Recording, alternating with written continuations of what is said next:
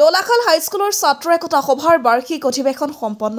নলবাৰী জিলাৰ দৌলাখাল হাইস্কুলৰ ছাত্ৰ একতা সভাৰ ৪৮ সংখ্যক বাৰ্ষিক অধিৱেশন আৰু বঁটা বিতৰণী সভাখন শনিবাৰে বিদ্যালয় প্ৰাংগণত দিনজোৰা কাৰ্যসূচীৰে অনুষ্ঠিত হৈছে।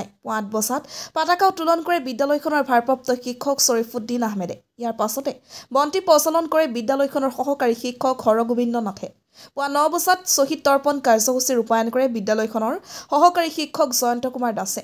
৯:৩০ বজাত গছপুলি ৰোপণ কাৰ্যসূচী ৰূপায়ণ কৰে সহকাৰী শিক্ষয়িত্ৰী শিক্ষকক্ৰমে গায়ত্ৰী নাথ আৰু ফাইজুৰ ৰহমানে। দিনৰ ১২ বজাত আৰম্ভ হৈ মুকলি সভা বিদ্যালয়খনৰ পৰিচালনা উন্নয়ন সমিতিৰ সভাপতি ইন্দ্ৰ হংস বৈশ্যৰ সভাপতিত্বত অনুষ্ঠিত মুকলি সভাখনৰ আঁতৰে বিদ্যালয়খনৰ সহকাৰী শিক্ষক ৰমণী নাথে মুকলি সভাত নিৰ্দিষ্ট বক্তা হিচাপে উপস্থিত থাকি ছাত্ৰ ছাত্ৰীসকল উপকৃত হ'ব পৰাকৈ ভাষণ প্ৰদান কৰে প্ৰগতিশীল লেখক চিন্তাবিদ পৰীক্ষিত বৈশ্যই। বিশিষ্ট অতিথি হিচাপে উপস্থিত থাকে দৌলাখাল হাইস্কুলৰ অৱসৰপ্ৰাপ্ত প্ৰধান শিক্ষকক্ৰমে অকণ চন্দ্ৰ চৌধুৰী আৰু ভৱেন কুমাৰ কলিতাই।